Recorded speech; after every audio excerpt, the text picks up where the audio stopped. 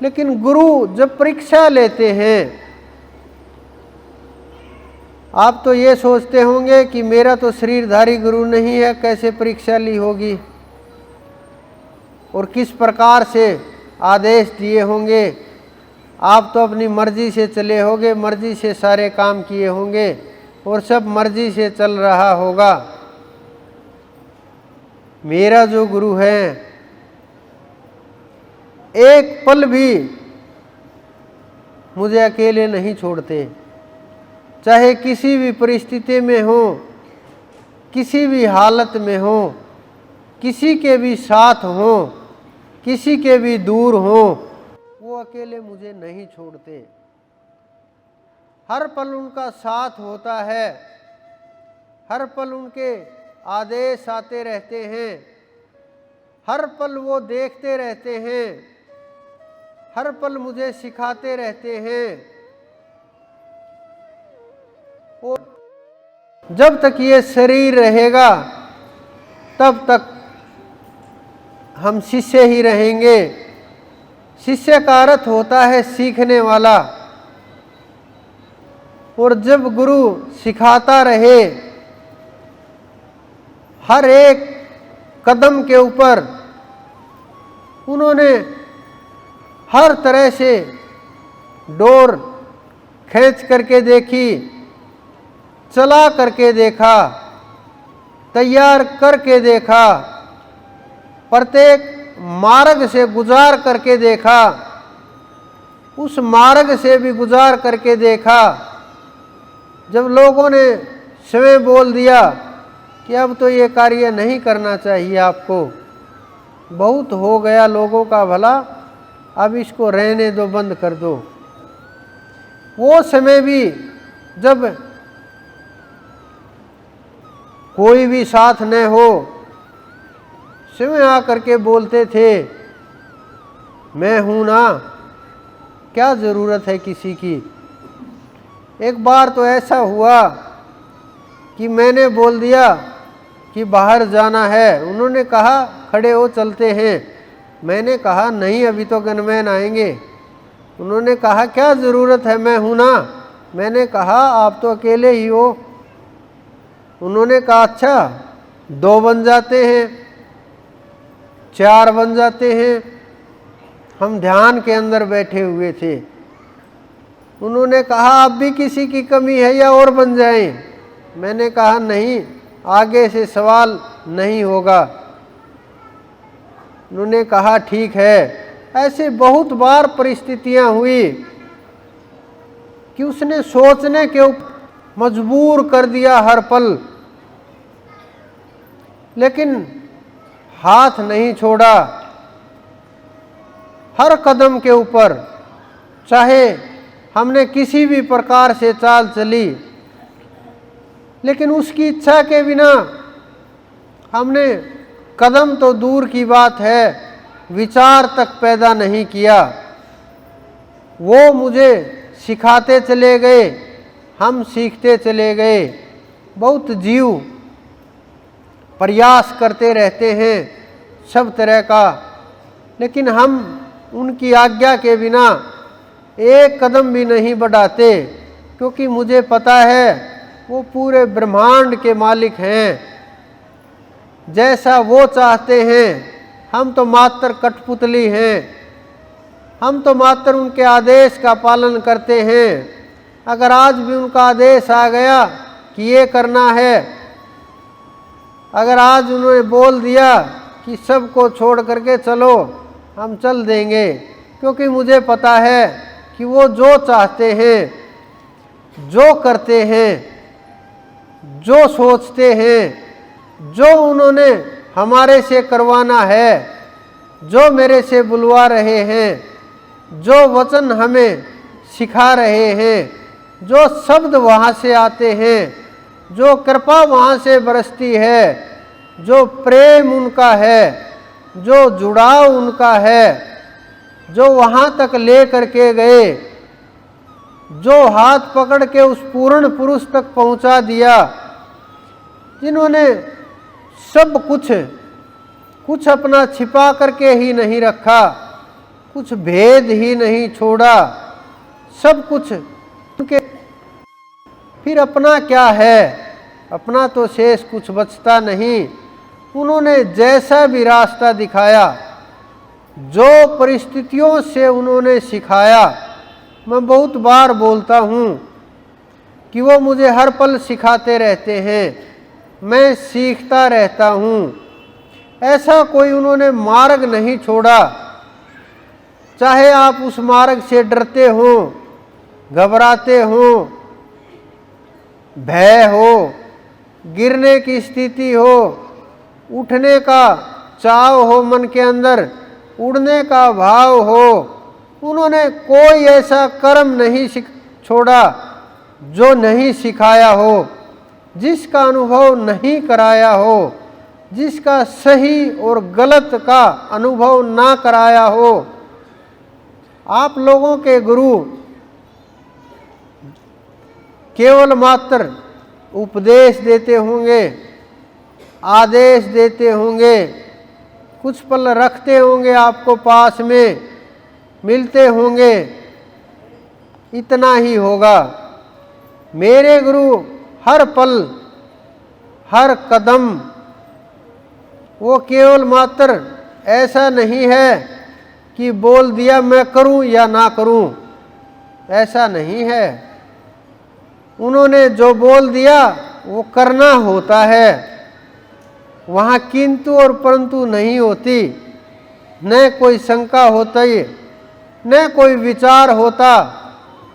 वो तो बस परिस्थिति पैदा करते चले जाते हैं, और जो परिस्थितियों से सीखते हैं, जो शिक्षा मिलती है, जो अनुभव होता है, जो सार निकलता है, जो ज्ञान बाहर आता है, वो सीखते चले जाते हैं और उसका आगे वर्णन होता चला जाता है।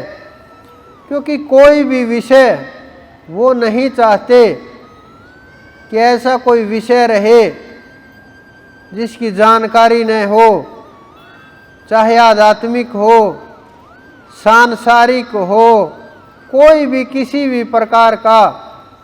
अगर कभी कोई विषय उठता है तो हम अपने गुरु से पता कर लेते हैं, क्योंकि मुझे पता है मेरे गुरु समर्थ हैं और वो सब कुछ जानते हैं, सब के अंदर उनका वास है और सब के अंदर उनका विचरण होता है। जब भी कोई धरा के ऊपर आत्मा पवित्र होने लगती है, जो घटनाएं होने लगती है इस ब्रह्मांड के अंदर, आगे होने वाली घटनाएं तक पहले ही सब कुछ उनको पता होता है। और जो संदेश मेरे तक पहुंचाना होता है, जो आदेश देना होता है, बहुत से इस प्रकृति के ऐसे गुप्त कार्य, बहुत से ऐसे आध्यात्मिक जगत के कार्य जो उन्हें करवाने होते हैं, वो अपनी तरह से करवाते रहते हैं। और अपनी तरह से हम तो मात्र कठपुतली हैं, करने धरने वाले तो वो हैं। इसीलिए मैं बिना सोचे बोल देता हूँ कि ये काम हो जाएगा। और आश्चर्य की बात है, आप लोग रिजल्ट भी देखते हो, वो काम हो जाते हैं। मेरे पास बैठे हुए थे, कल ही की बात है, कि जी आपने उनका ये बोला था वो हो गया, उनका ये बोला था। मैंने कहा ये मैं नहीं बोलता, ये वो बोलते हैं और मैं बोलने वाला नहीं हूँ, वो हैं बोलने वाले।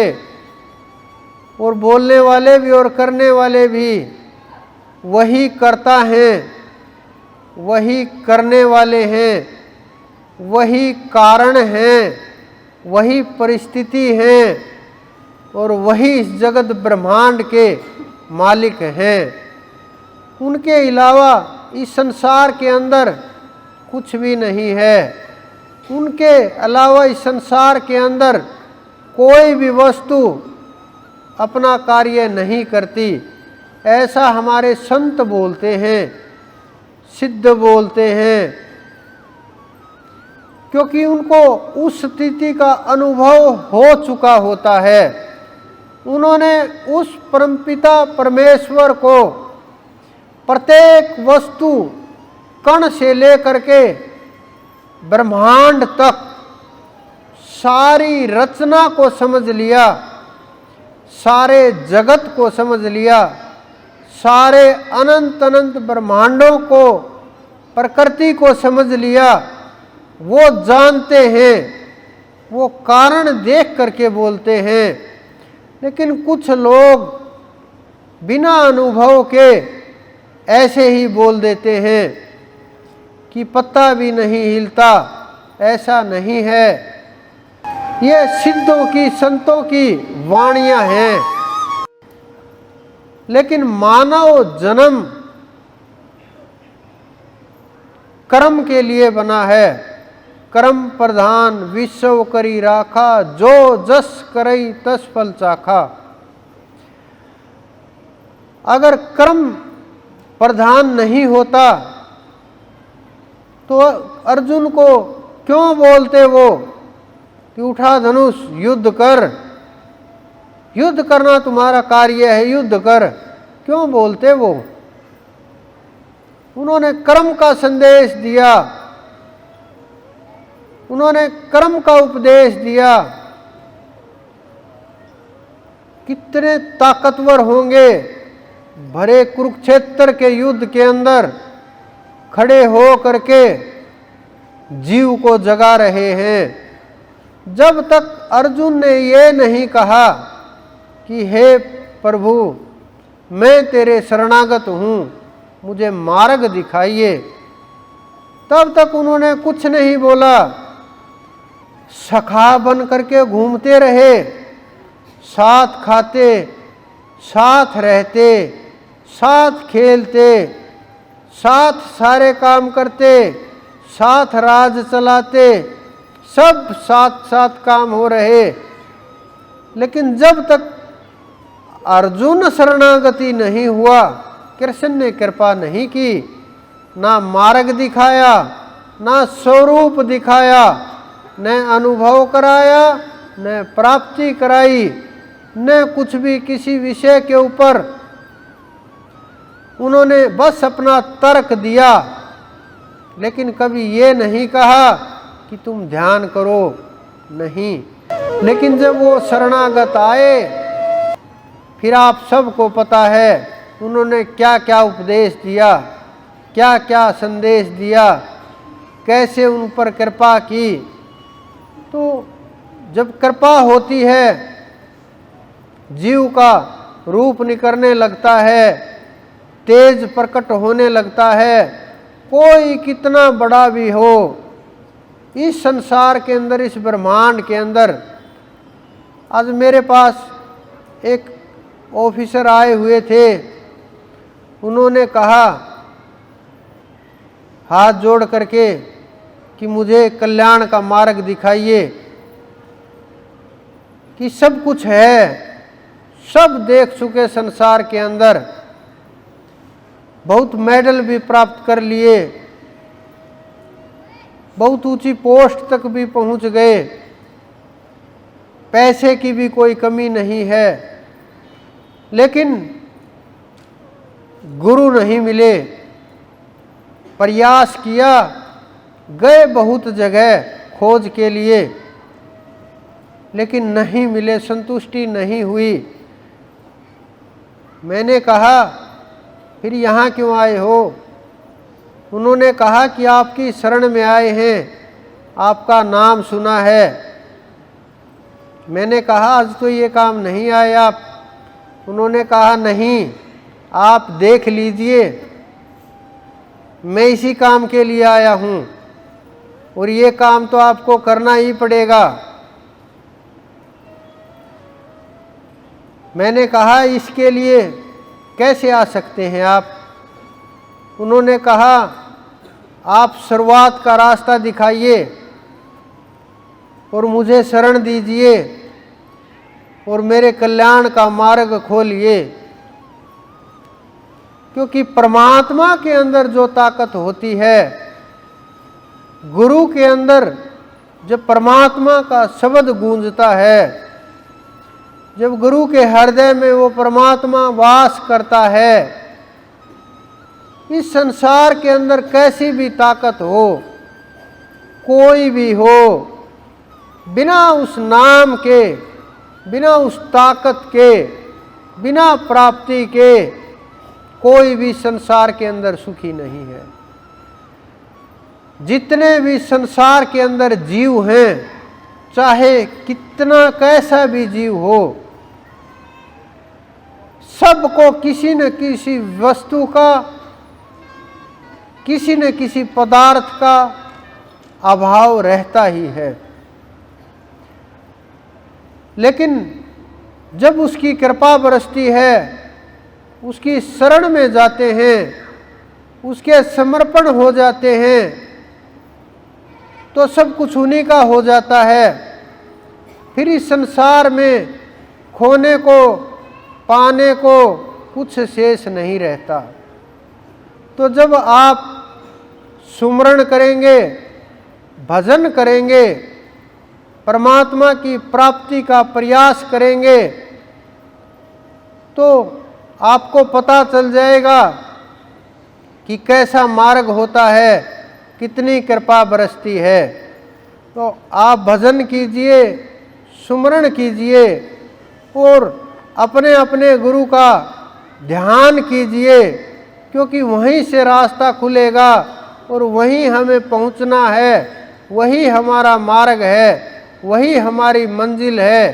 क्योंकि सब संतों का मार्ग एक ही होता है और एक ही रास्ता होता है, और वहीं सब संत ले करके जाते हैं। तो आप प्रयास कीजिए उस मार्ग पर चलने का।